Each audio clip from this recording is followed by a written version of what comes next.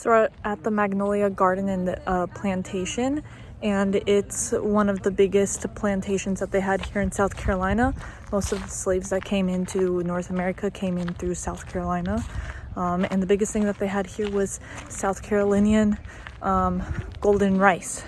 That's like their biggest crop here that they grew. And we're gonna see a plantation mansion. We're gonna see 4 slave houses, cabins that slaves lived in, and then just swamps, marshes, gators, things like that. I'm really excited, and just a whole bunch of plants, magnolias, camellias, azaleas, things like that. So I also just wanted to interject real quick because I noticed that when I made this video, I didn't talk about the costs. And like what we bought, what ticket we bought for when we went. So there's actually a lot of tickets that you can buy. They have the garden admission and train tour ticket that you could get. They have the garden admission and house tour. They have the garden admission and house and train tour. They have the garden admission and swamp walk. And then they have just the garden admission only. We got the garden admission only. Now I don't know why they have so many different packages for the tickets that you could buy, but we got the garden admission only, and for one adult it was $29, and that also gives you guided from slavery to freedom tour, where they show you cabins where slaves had lived, and they give you a quick little history on everything. It's about a 30-minute talk, and then you get to look at the houses up close and walk inside of them, and then wander around the rest of the area. But yeah, that's what we chose to do. So anyways, that's information in case you were curious. It's about 1 to 2 hours of activities, they say. So yeah, enjoy the rest of the video.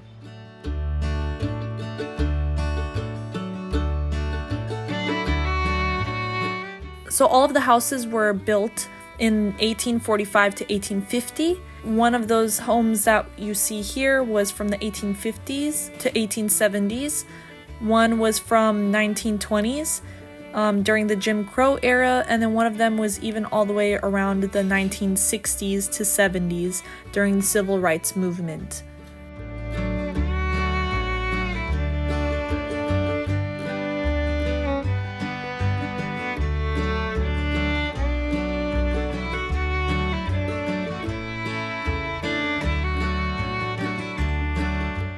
There were about 50 enslaved people living there at any given time.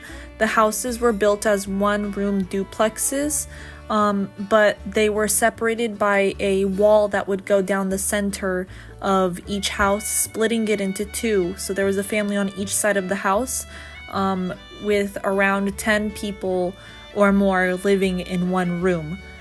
They were made out of wood. There wasn't much protection or insulation from the outside. There was very limited space, so lots of people slept on the floors. The beds were not able to be really shared by many people. A lot of the slaves, once they were freed and decided to continue living on the plantation, had also created their own vegetable gardens as well as flower gardens, and kept chickens in their backyards.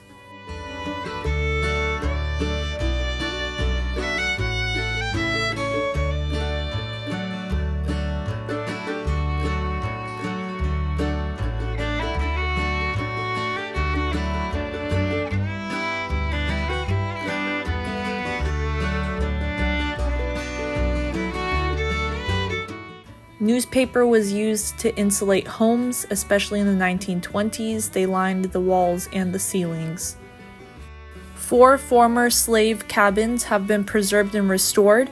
They now provide a great point of discussion for education and the history of slavery for African American culture, and discussion on not only slavery and this specific history in South Carolina, but especially for the Low Country.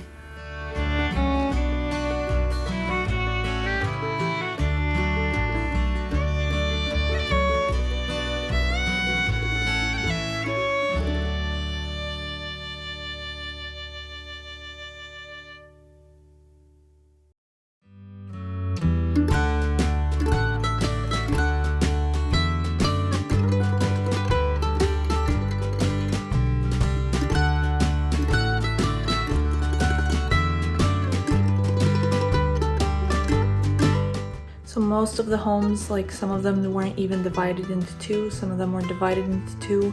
There were like 12 to 18 people living in them. This one has 1 room, 2 rooms, 3 and 4.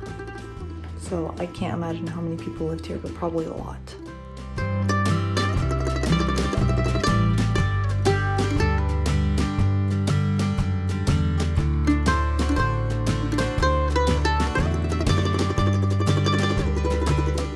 After emancipation, about half of the newly freed African Americans stayed at Magnolia in order to work as paid gardeners, tour guides, and domestic servants.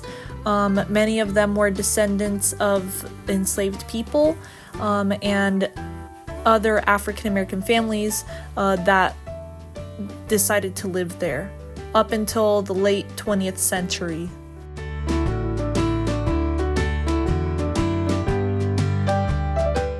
Growing the Carolinian gold rice was very dangerous because since the rice had to be grown in water, which was perfect in this swampy area, there were many dangers associated with that. The slaves had to deal with a lot of snakes as well as alligators that could possibly attack them, and this resulted in the rice being one of the deadliest crops to grow.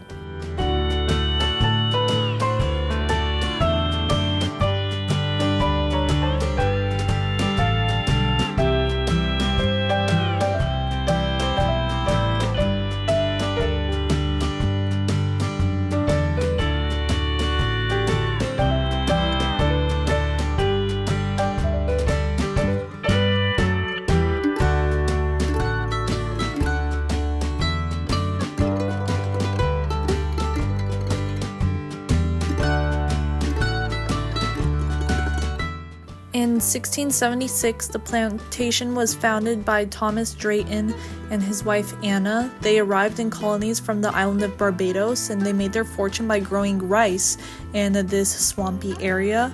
The rice was later known to be California gold rice because it was the best earning crop that they had at that plantation, and honestly out of many other plantations. The plantation survived the American Revolution and then the Civil War, and it's continued to be owned by the Drayton family. In recent years, the younger family members pushed to have the plantation own up to the fact that there were slaves there and what had happened there in order to tell the story of the enslaved people.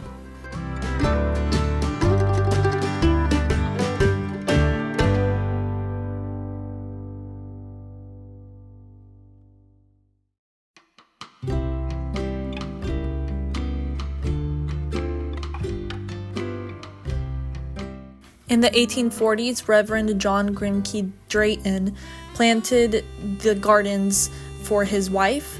She was from Philadelphia, and she wasn't very happy about leaving the city and being in the middle of nowhere, so he hoped that the gardens would add beauty to their property in order to make his wife happy.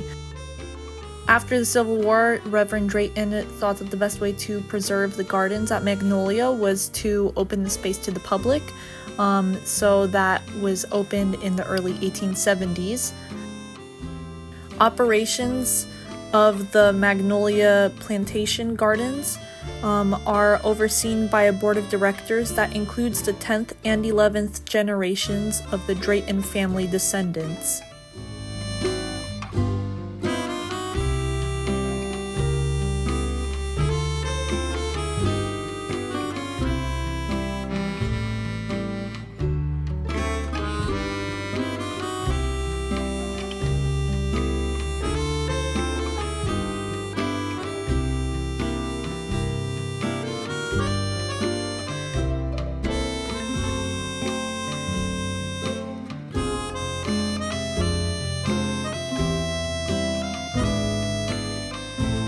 Oh, hello.